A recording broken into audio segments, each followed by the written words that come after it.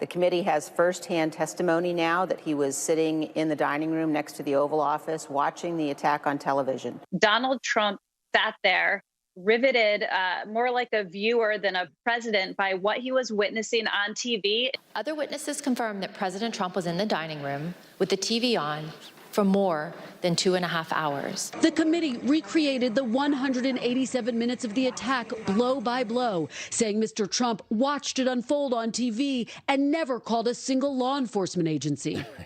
As if he's well, I'll get to what's on TV, what was actually on TV that day. It's an important point that nobody but me is pointing out, okay? All right, so I told you how the fake news had no news. George Stephanopoulos and that crew, they promised their viewers that they had new information about January 6th. I was watching their signature Sunday show. Watch. This morning, we have exclusive new reporting on what Trump was doing at the White House on January 6th as the rioters surged through the Capitol. Chief Washington correspondent John Carl starts us off. Good morning, John. Good morning, George. All right, you heard that. Exclusive new information. Exclusive and new. This is fake news, everybody. Let's see the exclusive and new information. Donald Trump's closest advisors in the White House have provided Jack Smith's team with an extraordinarily detailed description of what Trump was doing and what he was refusing to do as the U.S. Capitol came under attack. These are not Trump's critics. These are some of his most trusted aides. And according to sources familiar with the investigation, some of the most vivid and damning descriptions have come from Trump's longtime employee and current advisor, Dan Scavino. All right, at this point, when I'm watching, I know, oh, gosh, this is fake news. They actually don't have anything new. They have nothing new, but they're lying to their viewers saying that it's new. Let's continue. Dan Scavino has known Donald Trump since he was 15 years old.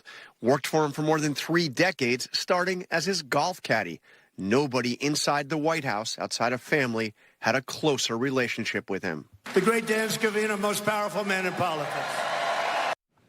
So we're about 3 minutes in. They've said good morning to each other 3 times. They keep talking about the new dramatic information they have, and there is none, right? I know Dan Scavino is an important aide to President Trump. Where's the news?